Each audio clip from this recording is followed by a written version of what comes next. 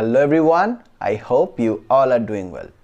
আমরা আমাদের ডেইলি কনভারসেশনে প্রায় সময় বলে থাকি সে মনে হয় বাজারে গিয়েছিল, তুমি মনে হয় গাড়িটি কিনেছিলে।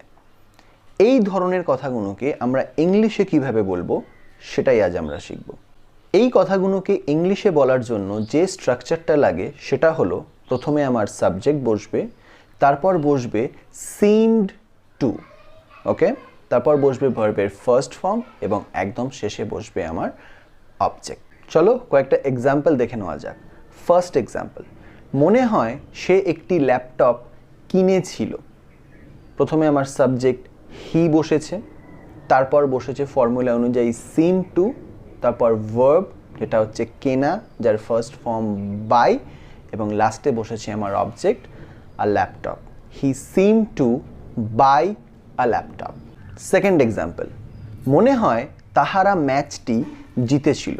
সাবজেক্ট তাহারা, তাই প্রথমে দে বসানো হয়েছে, তারপরে সিম টু, তারপর ভার্ব উইন, লাস্টে object the match. They seemed to win the match.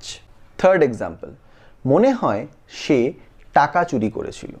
Subject সে, আমি প্রথমে হি বসিয়েছি, তারপরে সিম টু, তারপরে ভার্ব স্টিল মানে চুরি করা, লাস্টে আমার অবজেক্ট মানি। হি সিম টু স্টিল মানি। ফোর্থ এক্সাম্পল, আমরা মনে হয় সিনেমাটি দেখেছিলাম।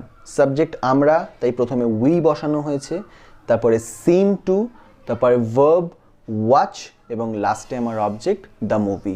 We seem to watch the movie. আশা করি তোমরা স্ট্রাকচারটা বুঝে গিয়েছো। আজ তাহলে এতটাই। That's all today. টাটা।